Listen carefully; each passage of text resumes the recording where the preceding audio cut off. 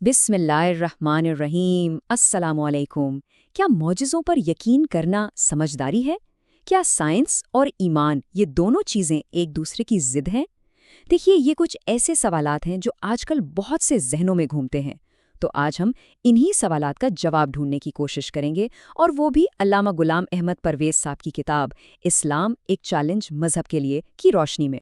तो मसला ये है कि आज का इंसान एक अजीब सी कश्मकश में फंसा हुआ है।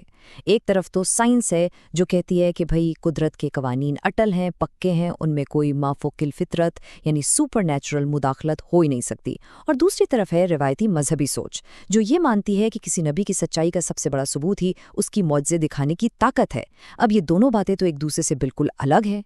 तो फिर इस कश्मकश का हल क्या है? अल्लामा परवेज़ के मुताबिक इस्लाम का जवाब बिल्कुल साफ और वाज़ेह है। कुरान का मकसद लोगों को वहम और तोहम परस्ती में उलझाना बिल्कुल नहीं है, बल्कि उन्हें अक्लमंद और बाशऊर बनाना है। इसका रास्ता वहमो गुमान से निकलकर हकीकत की दुनिया की तरफ जाता है। कुरान बार बार इंसान की तवज्जो नेचर यानी फितरत की तरफ दिलाता है।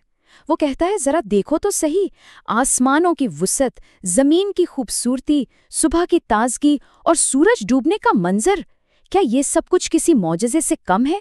इंसान की हैरत और जुस्तजू को पूरा करने के लिए फितरत के ये हसीन और पुरस्रार नज़ारे ही काफ़ी हैं। नबी करीम सल्लल्लाहु अलैहि वसल्लम लोगों को सच्चाई की तरफ बुलाने के लिए बहुत बेचैन रहते थे, लेकिन उनका बार बार मौजज़ों का मुतालबा आपको मायूस कर देता था। ऐसे ही एक मौके पर सूरतुल अनआम की आयत 35 में अल्लाह ने आपको तसल्ली दी और फरमाया कि साबित कदम रहें। ये आयत इसी बात को दिखाती है कि अल्लाह चाहता तो सबको ज़बरदस्ती भी हिदायत दे सकता था, लेकिन उसका मंसूबा ये है कि लोग अपनी अक्ल और अपनी समझ से हक़ को कबूल करें। तो असल बात यही है। कुरान का बुनियादी उसूल ये है कि सच्चाई को समझ-बूझ और अक्ल के ज़रिए माना जाए। वो लोगों के जहनों पर किसी गैर अक्ली तरीके से असरअंदाज होने को पसंद नहीं करता। वो चाहता है कि इंसान अपनी सोचने समझने की सलाहियतों को पूरी तरह इस्तेमाल करे। आइए अब एक तारीखी मिसाल देखते हैं जो इस उसूल को बड़े शानदार तरीके से वाज़े करती है और ये बताती है कि नबी करीम सल्लल्लाहु अलैहि वसल्लम ने तोहम परस्ती पर अक्ल को कितनी ज़्यादा अहमियत दी। ये वाक़या नबी करीम सल्लल्लाहु अलैहि वसल्लम की दयानतदारी की एक ज़बरदस्त मिसाल है। सोचिए ज़रा, आपके बेटे के इंतकाल वाले दिन ही सूरज ग्रहण हो गया। लोगों ने फौरन इसे आपके गम से जोड़ दिया और कहने लगे कि ये तो मौजिज़ा है। अब यह आपके लिए एक बेहतरीन मौका था कि आप उनकी इस सोच का फ़ायदा उठाकर अपनी नबूवत का दावा और मजबूत कर लेते। लेकिन आपने क्या किया? आपने फौरन इस बात को रद्द किया और फरमाया कि ये एक कुदरती अमल है और इसका किसी की मौत या जिंदगी से कोई ताल्लुक नहीं है। ये दयानतदारी की इंतहा थी। अच्छा, यहाँ एक बहुत अहम सवाल उठता है जिसका सामना हर सोचने वाले जहन को करना पड़ता है कि अगर कुरान अक्ल और फितरत के कवानीन पर इतना जोर देता है तो फिर उसमें पिछले अंबिया से जुड़े हुए मौजज़ात का जिक्र क्यों है? इस सवाल के जवाब में अल्लामा परवेज़ इस नज़रिए की तरफ ज़्यादा माइल हैं कि इन वाक़यात को इख्तियाराती अंदाज में समझना चाहिए, यानी उनकी अक़ली तशरीह मुमकिन है।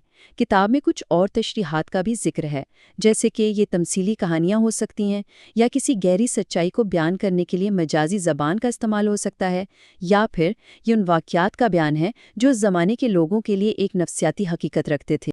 तो खुलासा ये है कि कुरान का असल पैगाम एक ऐसी शख्सियत बनाना है जो आज़ाद हो, ख़ुद पर इन्हिसार करने वाली हो और अक़ली हो।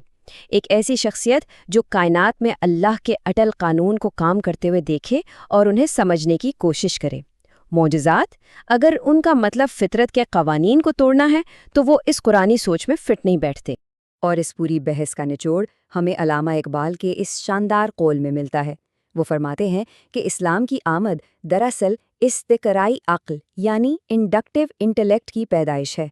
मतलब वो सोच जो मुशाहिदे और तजर्बे से नतीजा निकालती है, यानी साइंसी सोच। इकबाल के नज़दीक इस्लाम में नबूवत का सिलसिला इसलिए ख़त्म हुआ क्योंकि इंसान अब फ़िक्री तौर पर बालिग़ हो चुका था। अब उसे किसी बैरूनी रहनुमाई के बजाय अपने वसाइल और अपने अक्ल पर भरोसा करना था। तो यूं समझे कि नबूवत का खात्मा इंसानी अक्ल की आज़ादी और खुद मुख्तारी का सबसे बड़ा ऐलान है। इसी गहरी सोच के साथ हमारा आज का मौजू ख़त्म होता है। अगले मौजू के साथ फिर हाजिर होंगे। अल्लाह हाफ़िज़।